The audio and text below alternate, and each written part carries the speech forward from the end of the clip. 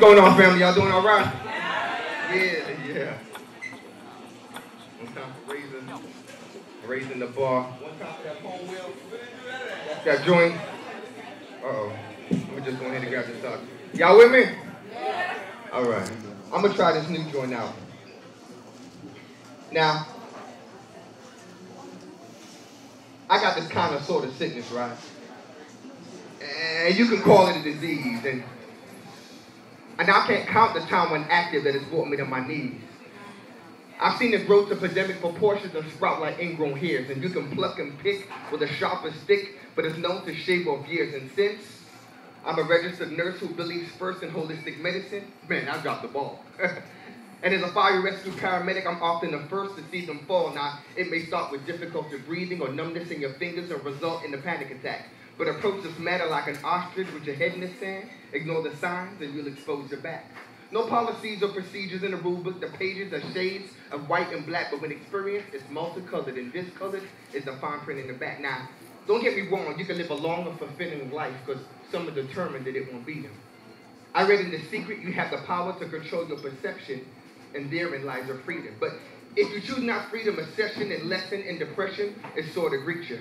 And you live the life in the mentality of Fred Sanford and be like, hey, Elizabeth, I'm coming to meet you.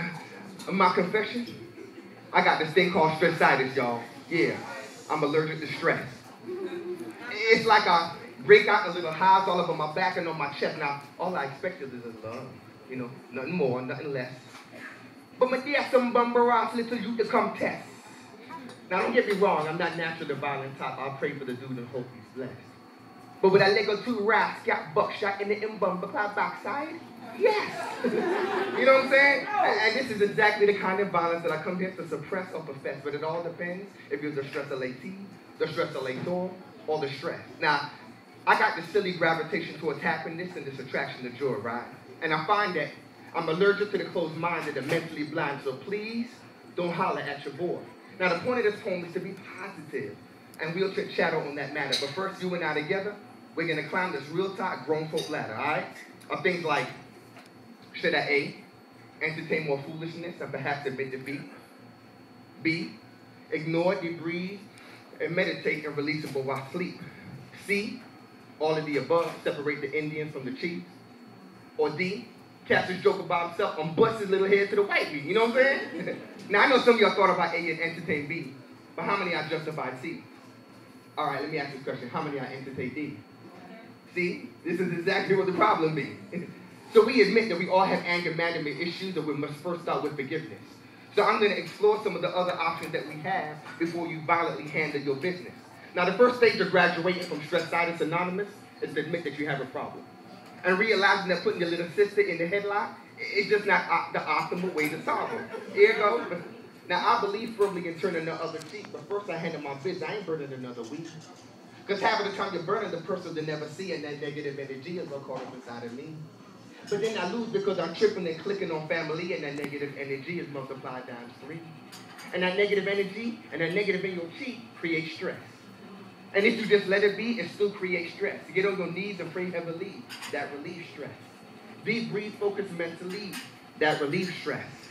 A bottle of Hennessy. Well, see, that's perceived to relieve stress.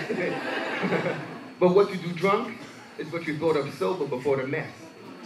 Now, the second phase in the campaign to avoid stress elation is to surround yourself with positive without hesitation. Because if you already drain from cousin beating them, your tolerance towards little things already weakening. Plus, your attitudes of work's already eating them. You build walls instead of bridges to stop from beating them. Ergo, I don't believe in holding nothing back and holding back that progress to keep our mind on track.